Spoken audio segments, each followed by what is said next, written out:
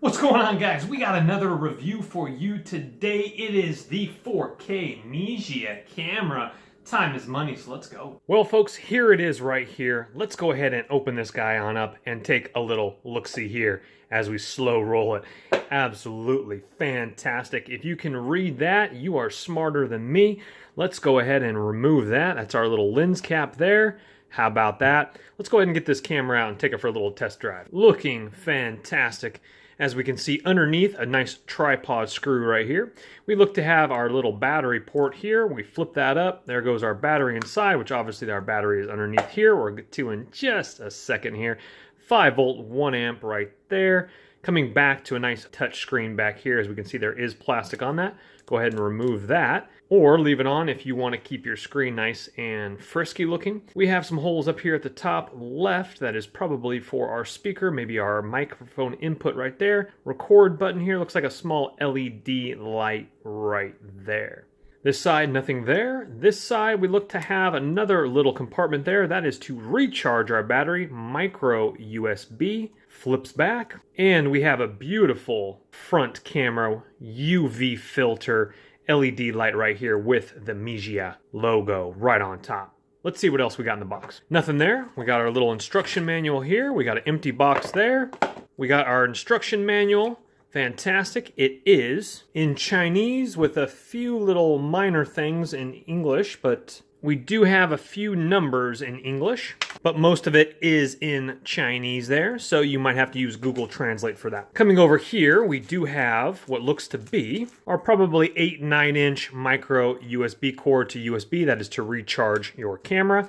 And then we have our battery right here. This little tab is to help pull the battery out of the camera when you do want to recharge it. If you are curious, it is a 1450 milliamp, rated voltage 3.80 volt, and of course just slips in this way here. Plop her on down, shut her on up. Let's go ahead and fire it up, see what she looks like. Should be your power button right on top there. There we go. And let's go ahead and choose English. That is awesome, of course. And you can use the touch even with that on there. So if you want to protect your screen, you can use that on there. Language is set up successfully. System will reboot. There we go right there. The screen size is 2.4 inches. That is the screen size on the back here. We do have 2.4 gigahertz Wi-Fi capability. We have a nice little Nvidia CPU, and of course 4K. There's some other random specs on there if you want to read that. And what I do like about it right off the bat, it feels like a solid camera. It's not too heavy, but it feels like a great quality build like a GoPro. Has a nice little solid weight to it, nothing plasticky and cheap. A nice little kind of rough weatherproofing type of material around the outside. Now, ladies and gentlemen, unfortunately, this camera is not waterproof, meaning that you cannot, in this condition, start dunking this camera like a Hero 5 or Hero 6. Keep that in mind as well,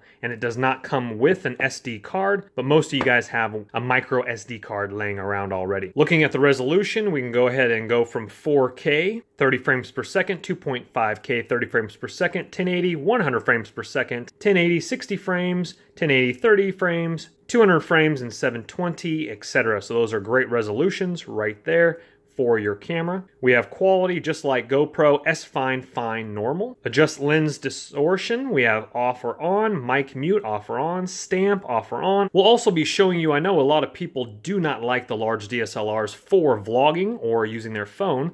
So sometimes this is real under the radar. You can just bust it out, start vlogging like this. Obviously the mic is on top, so you're not going to be busting it up. You're not going to get that wish-washy like you hear sometimes. I'm not exactly sure what this is quite yet, so you might want to be careful of that if you are vlogging on this or wanting to record sound, that your fingers aren't all over that. If that is an additional microphone input, you want to be careful of that. Again, this one, that little hole right there.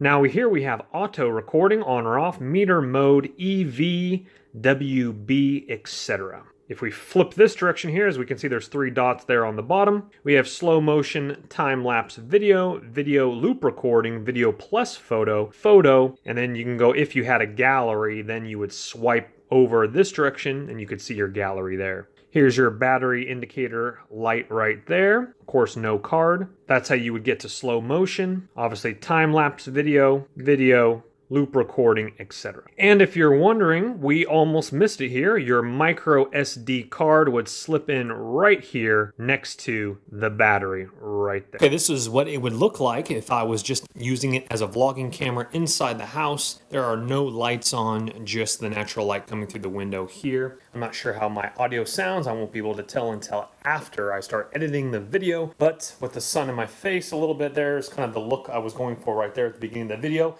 I was actually filming on the Samsung S8 Plus, which is a phenomenal camera.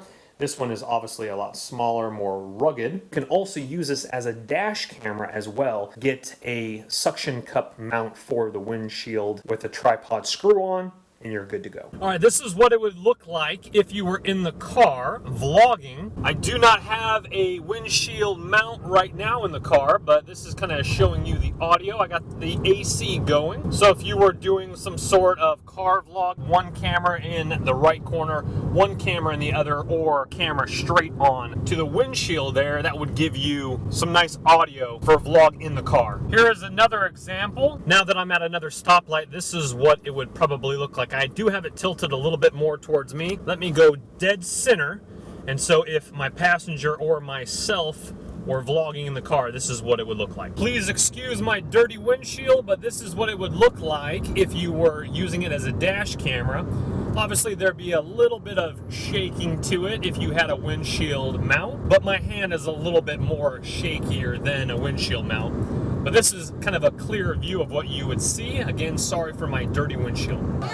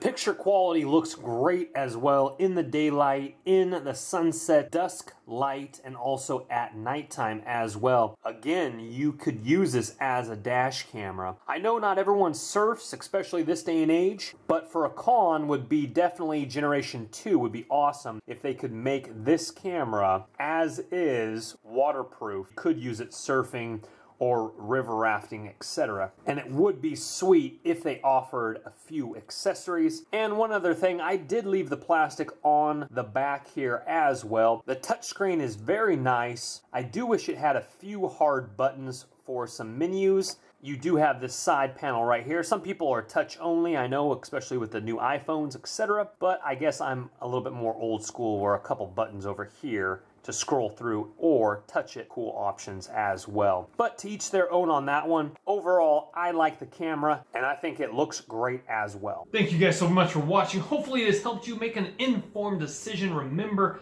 all product links are in the description box below the video, and I will see you guys on the next video. My name is Chris. Take care, and bye-bye for now.